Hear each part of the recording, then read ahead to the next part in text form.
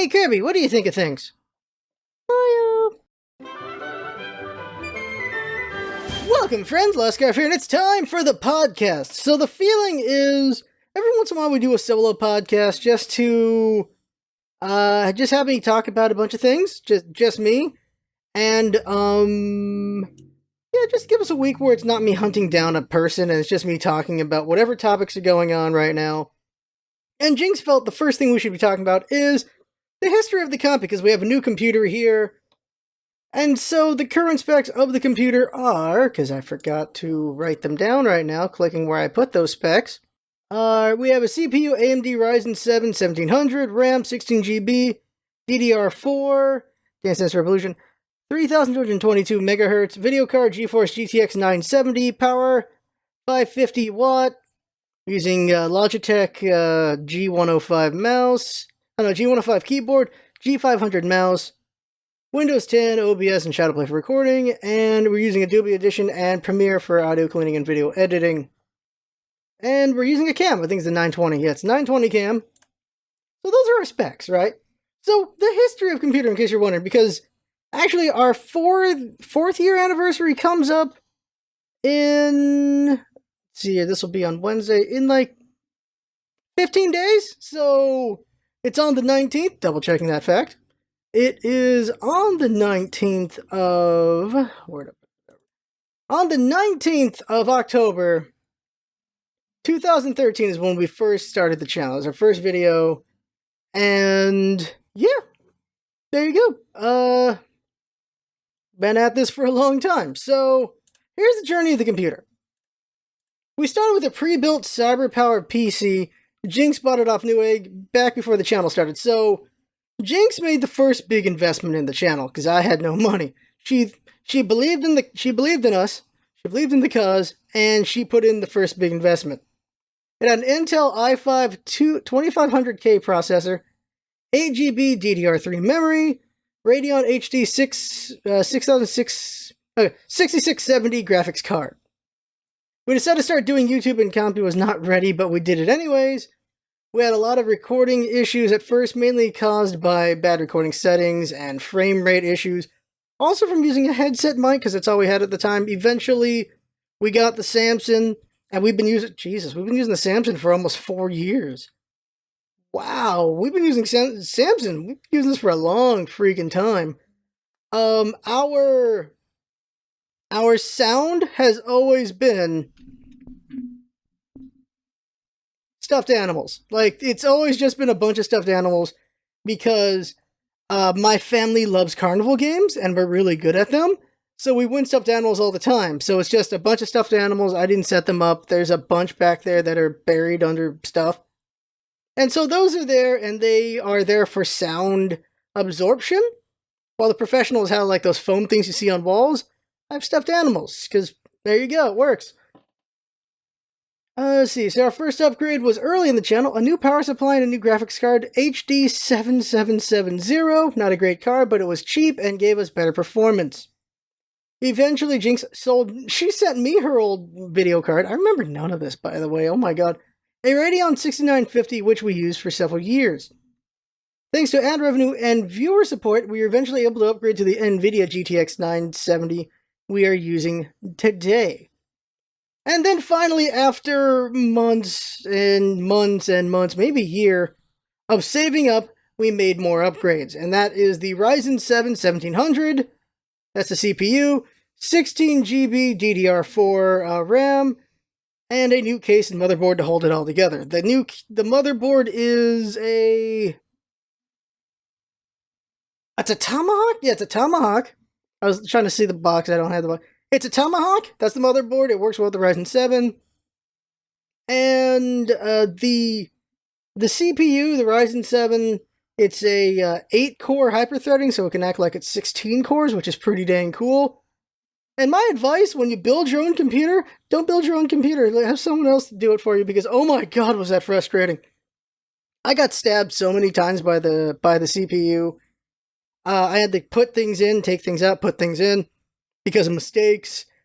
Trying to put the little power supply cords in is extremely tedious and frustrating. Like, if you have Shaq level hands, I don't, but if you had Shaq level hands, that would be the most amazingly painful and annoying thing to do, is put in the little things on the pins on a motherboard. Just forget it. Have someone else do it. Oh my god. We put in some fans from old Compy. We put in the hard drives from old Compy. Power supply from old Compy. So, like, it's a mix of two Compys. There's, like, new pieces and old pieces. And it's pretty cool. We're gonna have, we just ordered some screws so that we can get a power splitter, so we can have 5 fans in Compy, in the new Compy. And a whole lot, just getting more things and more cords and more. There's new problems and new things to overcome as we go, is the thing. Because at the same time, we also got a Switch, and we're trying to figure out Switch streaming and everything, and we had to buy a splitter, like some sort of, we had to buy another thing, we had to buy a splitter, and then we had to buy extra HDMI cords, and we had to buy some sound cords, and we're buying so many things. And unfortunately, the Elgato capture card, as far as we can tell, has crapped out. So we also now need to order another capture card. So as you would try to advance and as you try to upgrade and get better and everything, things get more expensive than you realize. And then there's things that you didn't realize that just come back and bite you in the butt. Windows 7, which we upgraded to Windows 10, was locked to the motherboard apparently, so we had to emergency in the middle, like at night, after putting it all together, freaking buy Windows 10 because it was not. What if you don't have Windows 10? It puts it puts words in the bottom right corner that doesn't go away. That says you need to license it or something like that. And so it was like, well, we can't record anything while that's there, obviously, and that, well, obviously we want to be legit in Windows 10 anyway, but that was a cost we didn't see coming, so that sucked. And we have, of course, more costs for the streaming and everything, so more costs. As you try to grow, as you try to improve and everything, not more money, more problems, but just more ambition, more problems right now is the problem right now. But we're getting there, and eventually we will see Switch streaming. The thing is, Switch streaming is a little more difficult than Xbox and PlayStation, because of course it is, because it's Nintendo, unfortunately, so that's why we had to buy all this extra stuff. But we need a capture card, so we're not there yet, but we're getting there, and we'll be able to do that eventually. And yeah, it's a whole lot of things, a whole can of worms up in here. So that is the history of the PC and what we're doing with the channel and everything and all that. And it's a hell of a time. It's a hell of a time trying to get all this to work out. Now, podcasts, of course, talk about topics and opinions and things like that, and maybe current events and news and everything. So here's some topics to talk about. Let's talk about Cuphead. They just sold 100,000 copies. Good for them. That's $20, so 20 times that. Not, of course, counting the cuts that they have to pay to different people and all these things. That's a good amount of money, 100K, and more people will hear about the game, and more people will buy the game. So that's going to be really good. So good for Cuphead. It is an amazing game. We beat it in 5 hours. It's going to take a lot more time to, of course, get A+ on everything. This is a game that you want to get A+ on everything, just because it's a very fun game and everything like that. It's really weird. The thing about Cuphead is the animation is amazing. Took a lot of work to make it. That's really good and everything. And there's people who are calling it revolutionary. And it's not. It's just that the newest generation has not seen what Cuphead has done. There are things in here that I know from my childhood that I've seen before that Cuphead does that you haven't seen in so long, and so newer generations think is revolutionary. Bosses with multiple forms, that's Alien Soldier, that is Gunstar Hero, that is other games, that is even Bullet Hells have had that. Just bosses with changing forms has been around for a long time. You have people who think that's a new thing. It's awesome to see it again, but it's not revolutionary. It's not at all. The revolutionary thing is got to be the animation style. It's got to be, not necessarily the style, but the willingness to put in the work to make a game look just like a cartoon, just like a 1930s cartoon. They put in the work for that. It is amazing. It is incredible. It's so seamless looking. It's awesome. Great job to them on that one. It'd be interesting to see people try to do other genres, like a different cartoon eras or animation eras in a game as faithful as they did for Cuphead. That would be amazing. You can consider that revolutionary in a way. Though there have been many games that have done a special art style that has been amazing in a game, so I don't know. There's nothing necessarily revolutionary when I think about it then. It's just a really good game. But it's not just about that I'm talking about, it's the fact that they were mortgaging, they quit their jobs, mortgaged their houses, they did all this stuff. They threw everything they had at making Cuphead. And reading all the game devs and everything, it's nothing but game devs going like, no, whoa, that is not a good message. It's the whole, what's it called? The survivorhood bias. If I remember that's the correct term for it. And the idea is, Cuphead is the exception, not the standard. They risked everything for this game. If it failed, they were done. And that's a scary prospect. Because as I've talked about before, most game devs that I have talked to, the whole idea is you can only develop as long as you have a job. Whether you want it to be or not, the game development, unless you're successful already, you are doing another job to fund your ability to do game development. That is the advice I've gotten from many game developers, gotten it from WayForward, from Yacht Club, from Pocket Watch, from these other companies. That's what they say. Because holy crap, if you fail, you're done. Because if you fail and you have a main job, you can still do a second game. You can still do a third game. If Cuphead failed, they were done. Because they had the exclusivity with Microsoft, but they kept pushing the game back, of course. And that was more time before the game comes out, more time before the game gets sold. And so they have the exclusive deal. They got to get the game done. They got to get it out. So they can, of course, get the money back and everything. But holy crap, that is something that it's amazing, but also don't do it. And I would bridge it over to the romanticization of the starving artist. I would bring it over there as well. In that, why must there be adversity? This is because we watch movies and TV and everything. This is the thing. Why are we required to have adversity in order to have success? Right? Why can't it just be you were competent, you did things right, you did things smart, and you had success? It is a better story. That's the reason I feel. It's a better story if you had to overcome a bunch of obstacles, if you had to put everything on the line to make it. If you were a starving artist, if you are a designer who puts everything on the line. And as romantic and as great a story as that is, it's not the way to go, in my opinion. Obviously. Like, especially because you don't hear these stories every freaking day. There are so many people who do this and fail, and it's very heartbreaking. Another example is the restaurant business. I see restaurants, they come up, they spent their retirement, or they just made a huge investment on this thing, and they're working at it, they're struggling at it, and then the restaurant fails. I see that so many times. It's very, very sad, and that's what happens. It's people taking risks, and sometimes those risks don't pan out. And it sucks, and it's still things, risks should be taken, but at the same time, we gotta be smart about those risks, and if people just didn't like Cuphead, that'd be it for them. Luckily, they had a lot of advertising for Cuphead, because there are some games that are amazing, that are on par with Cuphead, or even better, that did not have as much advertising as Cuphead did not have as much of a following as Cuphead did, and those games have only sold so much, which is heartbreaking. But that's how it is, because it's about not just quality, but it's also about advertising and getting the word out there and community and things like that. There's so many things that have to be done to make a game successful.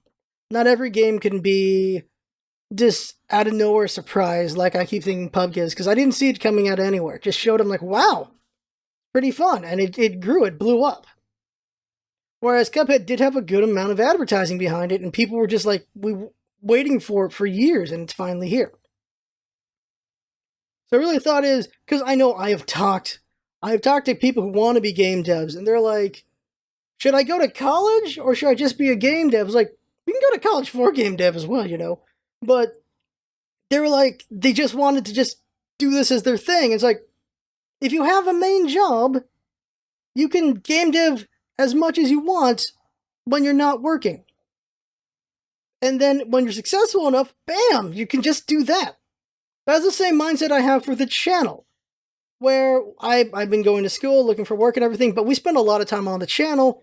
We've been we've been making videos and editing and all this stuff for almost 4 years. And the mindset has always been quantity and quality. We make a lot of videos. We bring our best quality every time with these things. I try my best to perform very well. Jinx does nice editing stuff with it. We clean the audio. We make it very nice audio. We don't just send you what the audio is. We pretty it up. And so we've always been about quality and quantity from day one to the best of our ability. We've always been doing that. And Jinx has had a job during all this. I've been going to school during all this, looking for work, like I said a minute ago. And now I'm going to have a job, and I'm going to have that job from 5-ish a.m. to 3 p.m. every day, Monday through Friday. And when I'm not doing that, it's going to be working on the channel, working on Twitch and everything, and bringing it, as always. And always with on the back of the mind, just try to improve at it so that we could blow up and do really well through this, and we can do this full time. The same mindset can be said for anything. Artists, they have a job, and then they do art, and then eventually, if they do enough art, they can be able to do it full time. You can say the same thing for game dev. There's so many passion projects for creatives that you can do. You just need that job to make sure you don't have not the ability to do it anymore, I think is what I'm trying to get at. But you will always have those romantic stories of where they take every risk, they have no backup plan, they go right for it, and they make it. But there are so many not heard of stories of the people who did not make it. Because they're not going to talk about that, obviously. Because there are so many talks about this just with game devs. I follow a crap ton of game devs. I see so many game devs talking about it. They're like, wow, we've been spending... Like, there's game devs who were like, we spent years trying to undo that myth of you have to risk everything to be successful, and now that's back in the forefront again. And there are game devs who are like kind of frustrated. They're like, oh great, we gotta dispel that myth again. Because going all in and like that can be very dangerous and can just ruin your life. Because, come on, what's wrong with being smart about it and being practical about it? There's nothing wrong with that. So these are solo things. You can always comment your thoughts and opinions on what I'm saying. And in the future, these will be discussions with people, I am sure. Because some of this I have talked with some people. Jacqueline and Joy have talked quite a bit with some of these things. And one has got to be, is any press good press? Me and her had this conversation. And at some point we'll probably have this conversation on camera. But it's about, is any press good press? And I feel like it can't be. But there are pros and cons to any press is good press. We're talking about this game. It's really, really offensive game. It's a really offensive game coming out, and it got a lot of bad press. So it goes from a game that nobody knew about, that no one was going to download, and now a bunch of people know about it. So you're going to have people who are downloading it because people talked about it, because of how bad it is and everything. And so that press is good press in that, well, now they got more people who are behind it, and they're going to get more downloads and everything, and they'll make more money off of it. Because the thing is, you are trying to be relevant in a world that doesn't care about you. It's really what it is. It is, we know this very well for 4 years. It's the hard part above anything else is just being noticed. That is the hardest thing to do, is to be noticed. To be in anyone's radar. That is the hardest thing to do as a creative in the internet at all, is being noticed. And holy crap, because there's so much noise, there's so many people advertising themselves, so many people making videos, so many people making art, so many people doing so many things, you gotta do something to grab eyes. And sometimes bad press is the way to do it. You make something so offensive that people have to notice you. And they do, and now you have people talking about you. Now you have people who have noticed you. Whether good or bad, people know you exist now.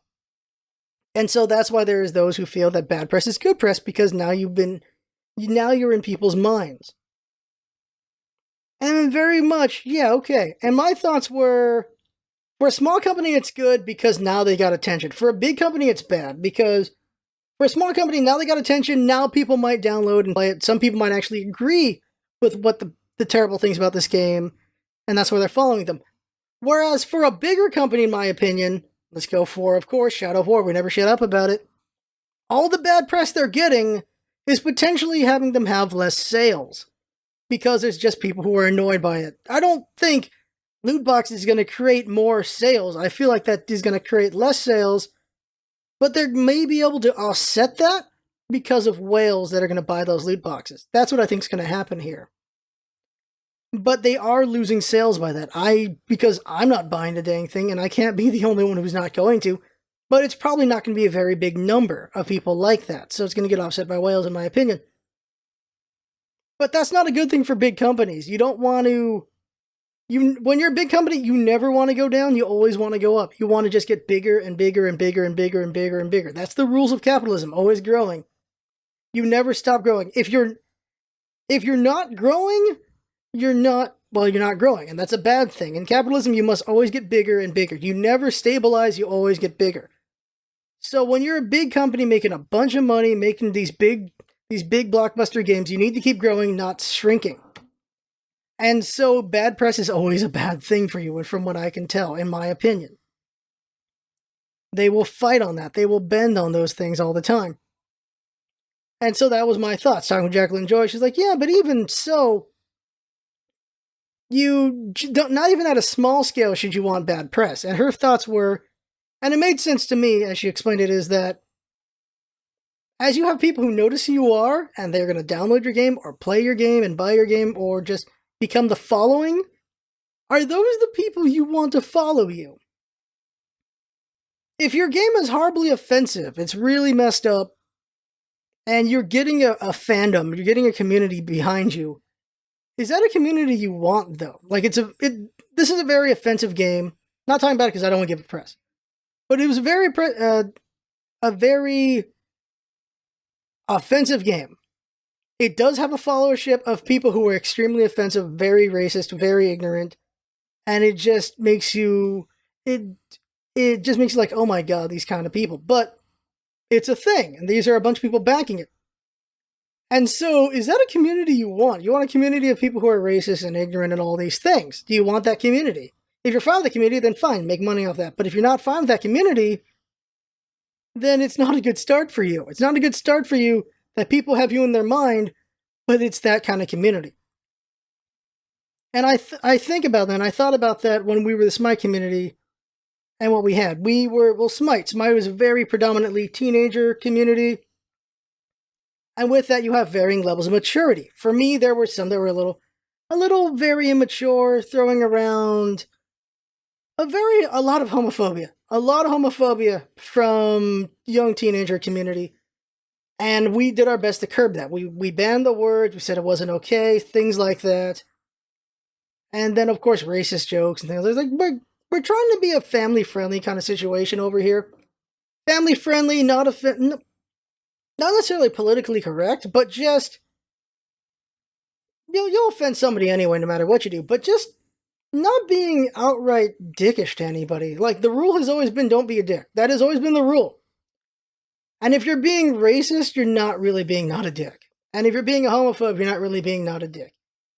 And if you're giving people trouble for the religion they believe in, you're not really not being a dick. Like, giving people crap for who they are is a dick thing. And so, we spent a lot of time just fighting that when it came to our teenage community, because there's a level of maturity there. There are those who think it's funny to just be trolly and piss everyone off and things like that.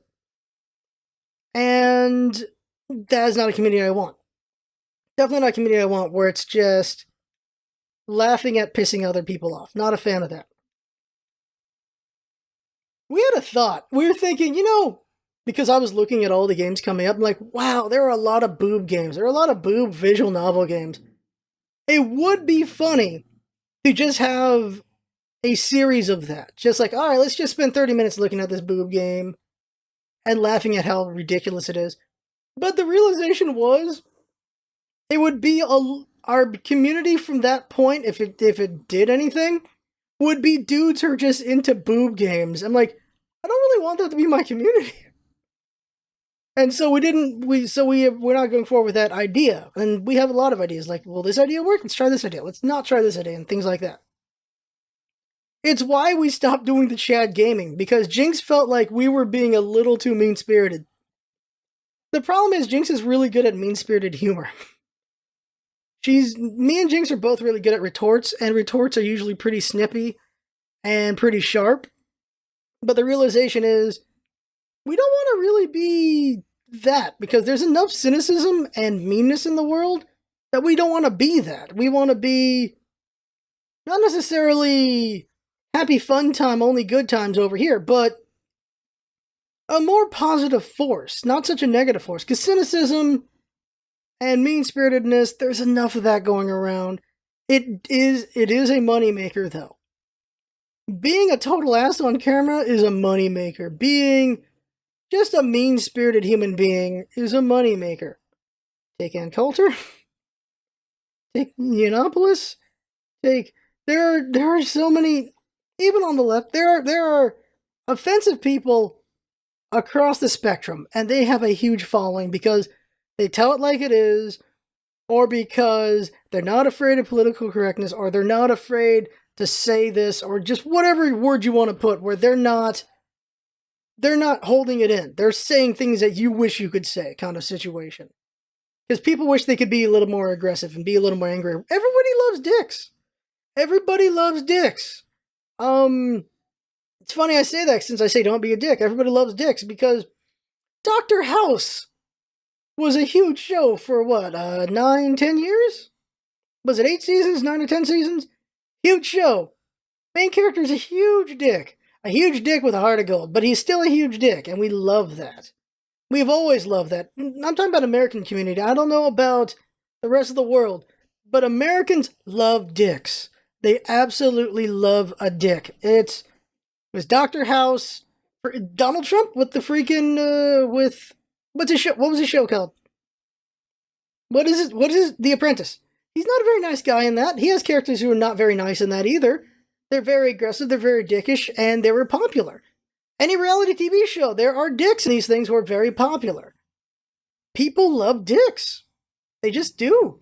And so, that's always going to be out there, and that is a very successful way to the mountaintop. And we are trying to do not that way. We're trying to do more positive and everything, but the realization is, dicks are fun, and that's because of catharsis. We're getting way too philosophical here, but it's because of catharsis. Because you wish you could tell the person who's being an a-hole to you that they're an a-hole. You wish you could do something mean to them. You wish so many things. Someone cuts you off, you wish you could just crash into their car, or wreck their car, or follow them and do damage to them in some way. Not them, but their car, I will say. But we see funny things in movies where someone's just a dick and they get their comeuppance. We see that all the time, and sometimes the main character is also a dick doing the comeuppance things. We like comeuppance. We like aggressiveness as far as American stuff goes. I talked about this the other week with Checkpoint, right? Gordon Ramsay. We really like aggressive UK people. We really like aggressive British people. America loves Simon Cowell. He's a huge dick. He's a huge one. Gigantic. He does tell like it is. I can agree with him on things, but the dude could put it a bit better. He's just very aggressive and mean. There are times when he's also very nice and everything, because he's a human being. You see enough TV of someone, you see enough sides of him, but he's a huge dick, and we love it. We love it. Look at Piers Morgan. America loves Piers Morgan, who is just bile. Oh my god, America loves this man. And I don't understand, because he is just such an ass, but we love him. America loves him. Going back to Gordon Ramsay, the American version and the UK version of his shows. The UK version of his shows, he's a very nice, friendly human being. The American version, he still does things when you're on his good side, but if you mess up, he is extremely aggressive and very angry, and in the American version of the shows, people mess up all the time. There are so many mistakes, he's always angry about it. Everything sets him off. Well, in the UK version, even little mistakes, like, if there's little mistakes, he's okay with it. Little mistakes in the US version, he gets mad. The only time you don't see him flip out is Master Chef, and that is it. I watch too much TV. And it's just, that's what it is. People wish they could just kind of be mad and shout at people, and it's this thing in the back of our heads where we wish we would be a little bit more aggressive and angry, I feel. And I've done that plenty of times in my life. I've done some angry things and aggressive things in my life where I feel like I should do more agent of good kind of things. But I digress. Community building. Here's the question. Is it better to get anything you can get or what you're trying to get? And I think it's the middle ground. Of course, it's get everyone you can get and then prune away to get what you want to have as your community. I love my community. It's very small, though. I wish it was big like it was back during the Smite days. But at the same time, it was headaches dealing with people who were just completely just come on kind of people. But as you grow, those people exist. Those people will be in your viewership. And it's just dealing with that, I guess. Or just finding a way to curb that. You have people who say, will you follow me? You're just going to get my opinion, but I'm not telling you what to do, what to say, and anything like that. And that's true. But when you have 1 million plus, or so on and so forth, even 100,000, whatever followership, you are someone people are looking up to. You are someone people are watching regularly. Whatever you are, whatever you do, does influence those around you. And so, if you are a steaming pile of crap with a couple million followers, they're a reflection of you as well. And would you prefer to keep that going or try to be something better and above that? Of course, there is the whole, well, we're only on this rock for so long, just enjoy your time. Who cares what people think of you and things like that? And my thought on that is, it is because we're all on this rock together. We only have so much time on this planet. It's a very long time for a lot of us. And it's a very short time for a lot of us. And we can all make it better for each other instead of harder. That's the thing. But it's a lot easier to make it harder than better, it feels like, because it's easier to be an ass than it is to be a nice person. At least that's what it feels like. Because you're fighting that aggressiveness inside. Well, you don't have to fight anything to be a nice person. Well, you have to, put that wrong. You have to fight wanting to be a bad person to be a nice person, it feels like, more so than the other way around. Why would you fight trying to be a nice person to be a bad person? I don't know. That metaphor is not working. It's easier to be an ass, I feel. It's always easier to be an ass than to be a nice person. That's what it feels like. That's what it is, because it takes effort to be helpful. It takes effort to be a nice person. It takes freaking effort, and we can be very lazy. Let's wrap up with a couple of other news things here. Other things, let's see here.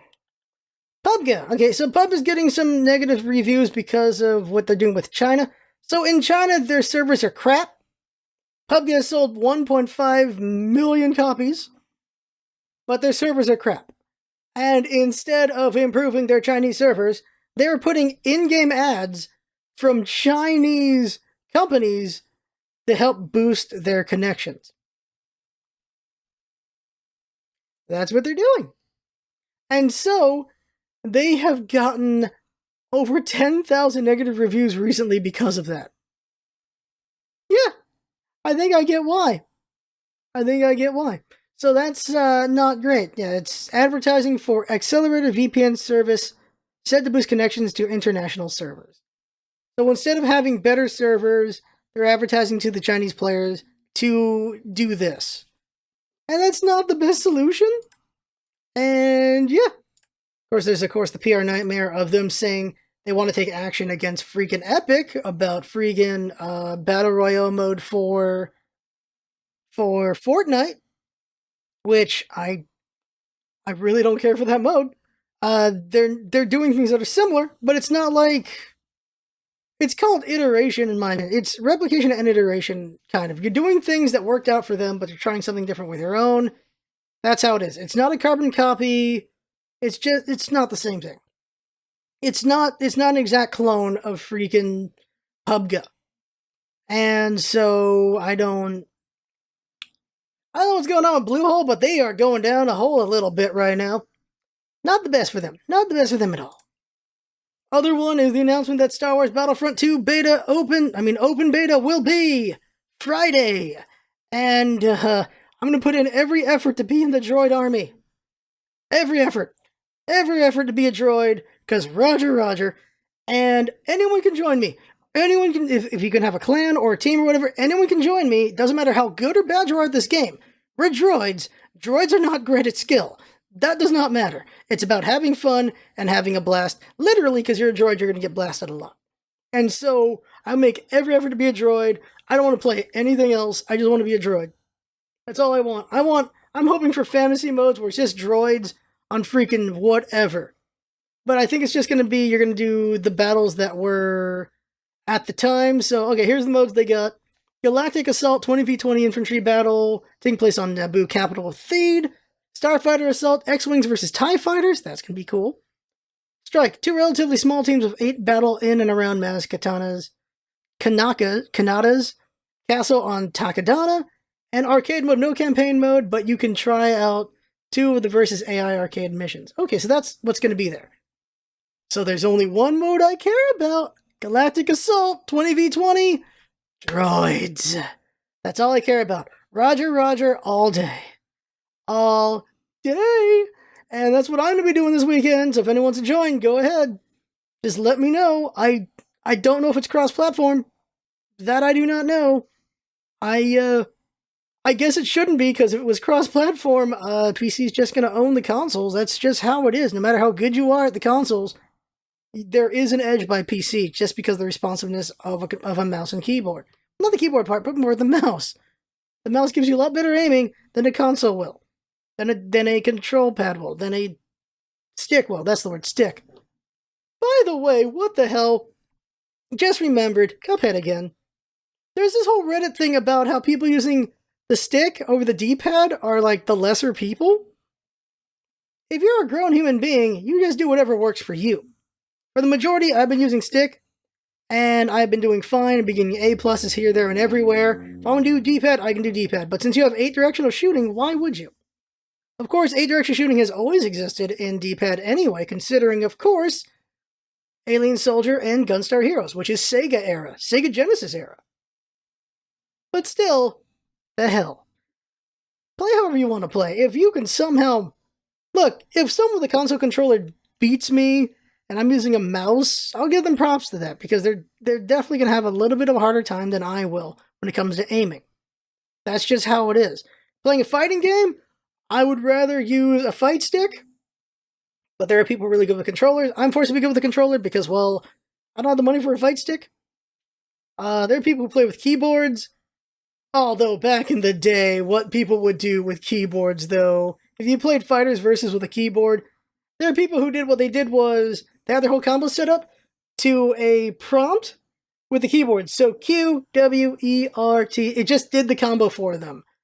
They would just click, click, click, click, click, and it was like, that was a cheap thing you could do back in the day. I think you probably still can, if you know what you're doing. But, yeah, you can do well with the keyboard.